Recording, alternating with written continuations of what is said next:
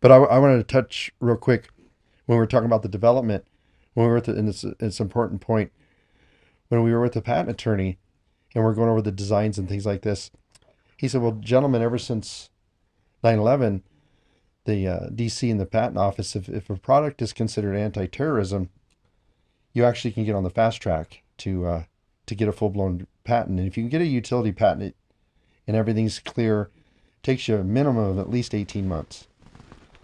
So he said, from what you're telling us and what we explained to him is that us as a service organization to maintain the traditional fire extinguisher system, service companies have access to all of our infrastructures. We go into judges' chambers, we go into airport flight lines, and we all know how it is to travel in the airport today, where you have to strip down, take your belt off, your shoes, and everything. Banks. Banks. We literally in the airport go right through the security, no background check, nothing, and we're literally in our own personal service vehicle out on a lot of our airports on their flight line, and it's just crazy.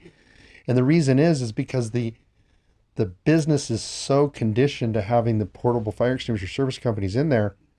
You simply can just take an extinguisher, say I'm here to service it, and walk right in. There's really not a lot of background checking things going on.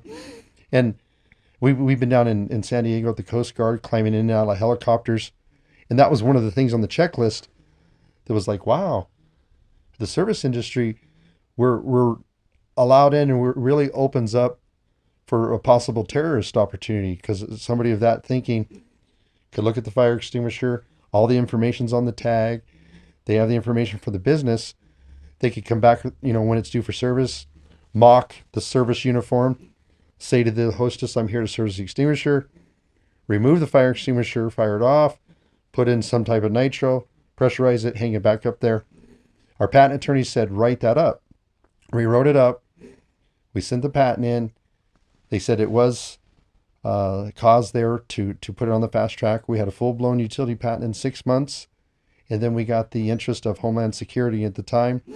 We have a letter from the director of Homeland Security seeing how important it was for United States citizens and going through the process to get the patent and to keep the United States more secure.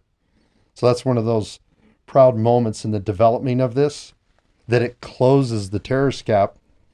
And what we mean by that is if the business is allowed to maintain and inspect their own portable fire extinguisher, that's one less compliant third-party service technician they need to come in to their facility. And now, in the state we're all living in our new norm here with the pandemic and COVID-19, it's a very similar situation where businesses are looking for alternatives, not to have third-party service organizations coming in and exposing their staff and others to where else that service technician might have been. They can get trained and maintain their own fire extinguisher with the Rousseau Eliminator product. Keep their area secure.